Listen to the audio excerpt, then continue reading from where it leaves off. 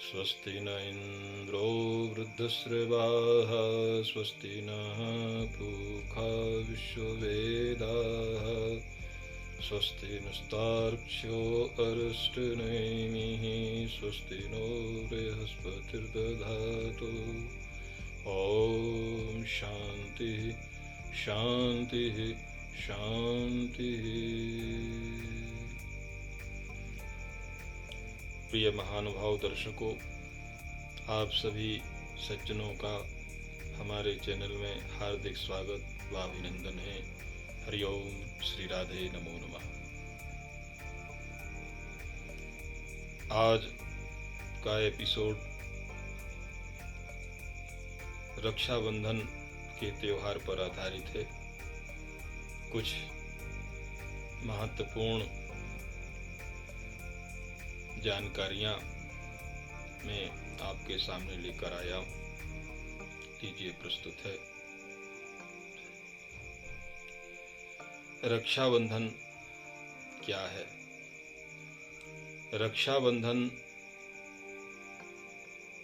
जैसे कि शब्द है रक्षाबंधन, रक्षा का बंधन, रक्षा हेतु जो बंधन किया जाता है उसका नाम रक्षाबंधन है। जब हम किसी मंत्र के द्वारा अभिमंत्रित सूत्र को व्यक्ति को बांधते हैं या बंधन करते हैं, सूत्र के माध्यम से या मंत्र के माध्यम से भी बंधन करते हैं रक्षा हेतु, तो वह रक्षाबंधन कहलाता है। रक्षाबंधन की परंपरा का आरंभ कब से हुआ, इस विषय में अगर हम देखें तो शास्त्रों में बहुत सारी कथाएं प्राप्त होती हैं जिनके माध्यम से इसका आरंभ माना जाता है।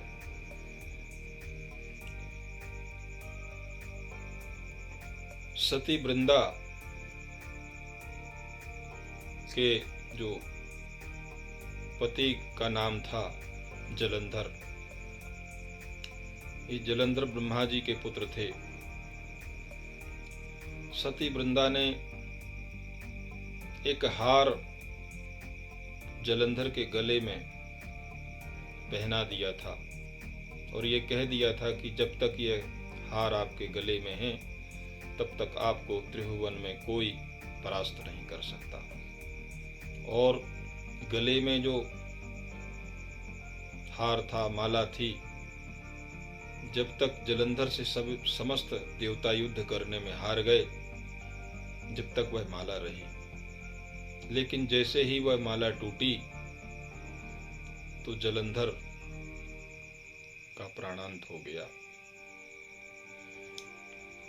ये कथा भी एक बंधन, रक्षा हेतु बंधन का कारण बताती है। एक बार की बात है, देवासुर संग्राम चल रहा था। देवासुर संग्राम में इंद्र जब देखा कि परास्त होने की स्थिति में आए तो इंद्र अपने गुरु बृहस्पति के पास दौड़े।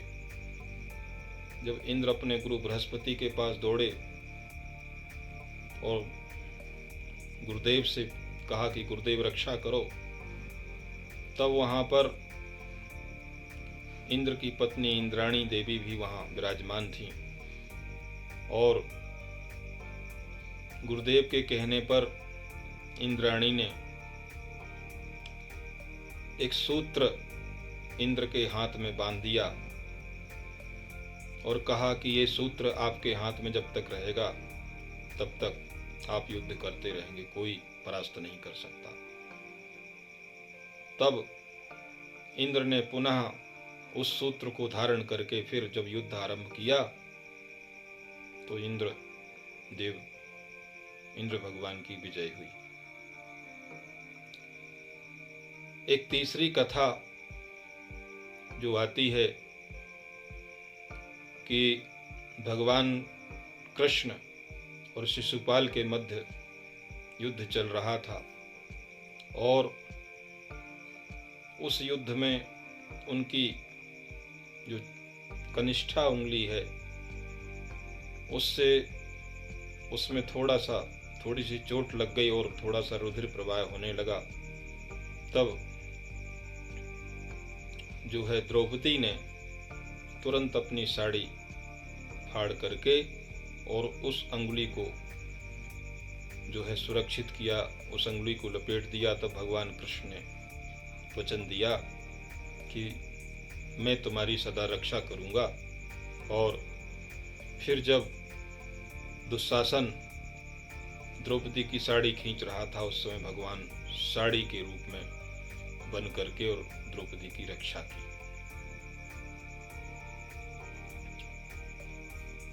एक चौथी कथा और आती है कि राजा बलि से संबंधित है। राजा बलि के द्वार पर जब उनका 100वां यज्ञ राजा बलि कर रहे थे, 100वां यज्ञ के समय भगवान वामन रूप धारण करके राजा बलि के द्वार पर आए और राजा बलि ने उनकी भगवान वामन की पूजन किया, स्वागत सत्कार किया। तो उस समय भी राजा बलि को भगवान ने एक सूत्र बांधा रक्षा के लिए, जैसा कि आचार्य आदि अपने यजमान को की रक्षा के लिए सूत्र धारण करते हैं।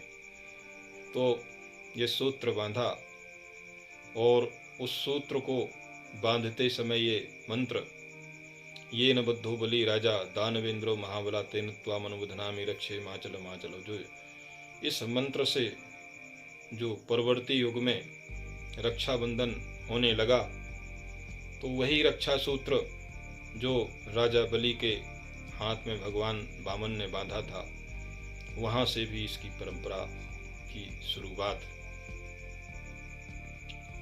मानी जाती है। तो रक्षाबंधन की जो परंपरा है वो अक्षुण्ण परंपरा है। सृष्टि के आदि से ही ये परंपरा चली। रक्षा हेतु जब आचार्य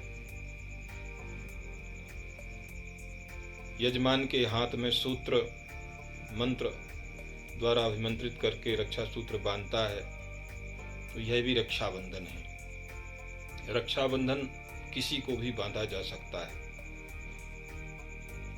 तो बाद में फिर बहनें भाइयों को बांधने लगी और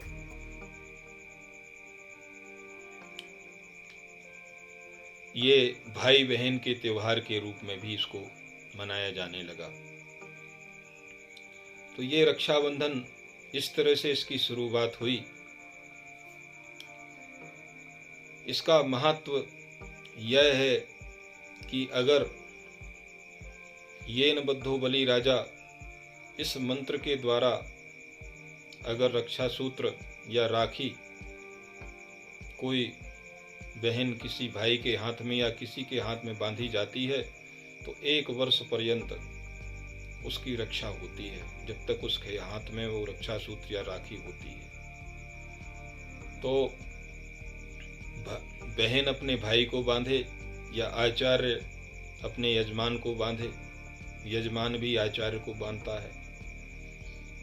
तो इसमें रक्षा का ही महत्व है कि रक्षा होती है। जब तक वह सूत्र हमारी कलाई में रहेगा या हमारे गले में रहेगा, तब तक रक्षा होती रहती है।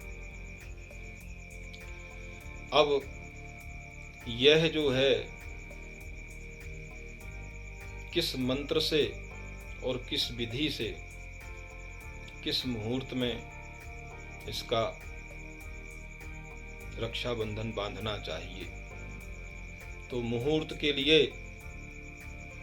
जब भी रक्षाबंधन का त्यौहार होता है, श्रावण पूर्णिमा को ही होता है। तो श्रावण पूर्णिमा में भद्रा निश्चित होती है तो भद्रा का ध्यान रखना चाहिए। भद्रा काल में रक्षाबंधन नहीं करना चाहिए और एक साथ राहु काल भी निकाल देना चाहिए। राहु काल में और भद्रा के काल में रक्षाबंधन नहीं करना चाहिए। साथ ही साथ राहु काल और भद्रा काल को छोड़ करके स्थिर लग्न और लाभ अमृत आदि चौघड़िया, जो शुभ चौघड़िया है, उसमें जो है पूर्व दिशा की ओर मुंह करके रक्षाबंधन कराना चाहिए। ये न बद्धो बलि राजा, इस मंत्र से और जिन्होंने गुरु परंपरा से वेद के मंत्रों का या वेदाध्ययन किया है, वो वेद के मंत्रों का भी प्रयोग कर सकते हैं। यदा बंधन दाक्षायणा आदि इन मंत्रों से अभिमंत्रित करके और रक्षा सूत्र धारण या रक्षाबंधन धारण कराना चाहिए। ये इसमें जो है ये रक्षा का जो सूत्र है या रक्षाबंधन है, ये किसी देश, जाति या संप्रदाय विशेष का नहीं, बल्कि समस्त मनुष्यों के लिए, पृथ्वी के समस्त मनुष्यों के लिए यह कल्याणप्रद है और इसका लाभ हम सभी को उठाना चाहिए। रक्षाबंधन का महत्वपूर्ण जो उत्सव है, जो महत्वपूर्ण त्यौहार है, इसका लाभ हम सभी को लेना चाहिए और मुहूर्त में जो है इसका बंधन करा के, और अगर बहनों के द्वारा राखी बांधी है, बहन ने बांधी है, तो बहन को भी हमको एक राखी या रक्षा सूत्र बांधना चाहिए। तिलक बहन का भी करना चाहिए, फिर बहन को भी मिष्ठान खिलाना चाहिए और जिस तरह से बहन हमको मिष्ठान खिलाती है, हमको भी खिलाना चाहिए और दक्षिणा दे करके प्रणाम करना चाहिए।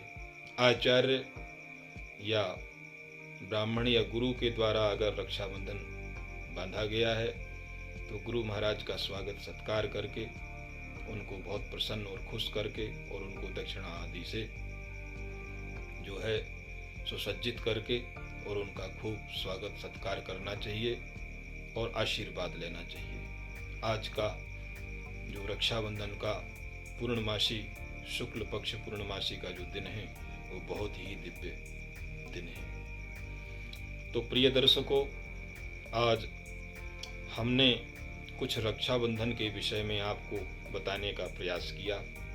आप इन सारी बातों को ध्यान से श्रवण करके और इस रीति का प्रयोग करेंगे और लाभ उठाएंगे, ऐसी हमारी आशा है।